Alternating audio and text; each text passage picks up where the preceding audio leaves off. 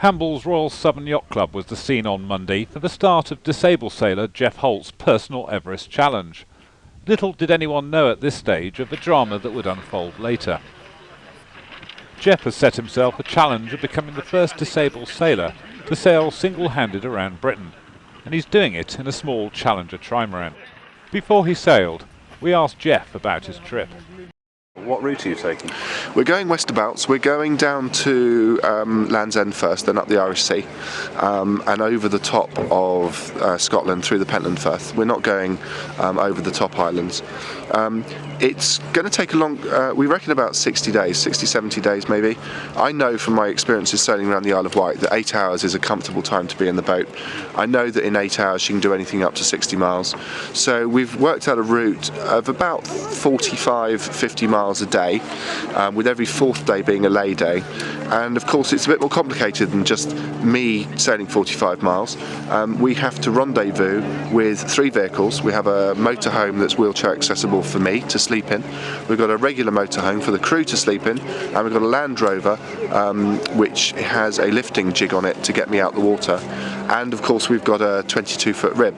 So all 2 vehicles, 3 vessels, 3 vehicles, and myself have got a rendezvous every night. So it is complicated, and we estimate some 60 days. It's a massive logistical problem, isn't it? But your wife and son are travelling around with you? Yeah, my wife's driving my motorhome, so we'll meet up again every evening, and she has the pleasure of having my 5-year-old son and travelling with her in the car. So it's quite a family adventure.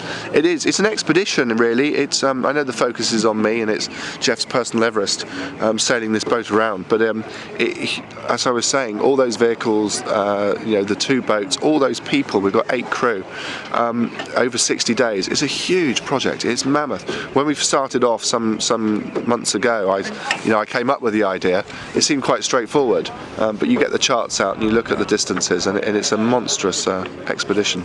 Among the friends and supporters in Hamble to give Geoff a grand send-off was Sir Robin Knox-Johnson, who had returned to the UK from his second solo circumnavigation on Saturday.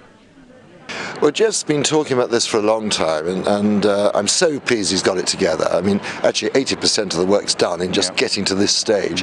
But he's a very determined character, and I didn't really want him to go without having a chance to say good luck.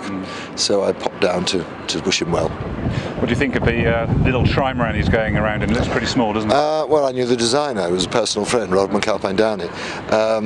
Yes, but it's a very good little boat, and it's ideal for the purpose. I think there'll be days, though, when he won't be able to go if it's blowing up, because it is a small boat. If it was bigger, he'd be able to, and I'm sure he's fully aware of that, and he'll make it work. But no, I'm just so pleased that he's got it together and he's going. It is very exciting. Yes, it is. Yeah. And he's a good sailor, isn't he? And he is, actually. Yeah. And he's done a lot for the sport. He's done a huge amount for the sport, particularly sailability.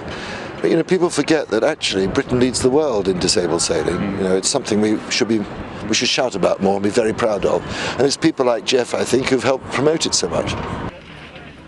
Journalists and television crews joined with family, friends and supporters to cheer Geoff off on his adventure on a blustery day that was delivering more wind than he really wanted for the first leg down the Solent to Lymington. After the exhausting business of a round of media interviews, which had started at 7 in the morning, and a reception before departure, Geoff was keen to get underway.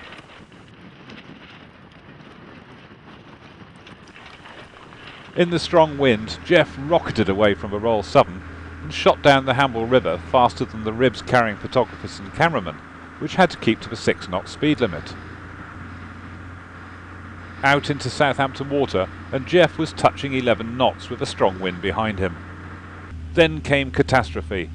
A rib swept past, and Geoff's trimaran lurched on the wave, turned violently to starboard, and Geoff was thrown out of the boat. Face down in the water, and unable to help himself, Geoff's life jacket failed to inflate, but one of his support team was quickly into the water to turn him over and get him aboard his team's rib.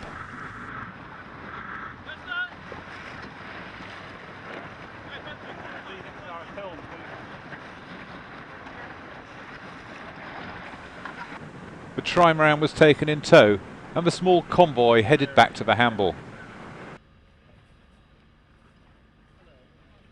and they just belted past and created a huge wash. And Ian was telling them to get back because he could see what was happening, and it just lurched over.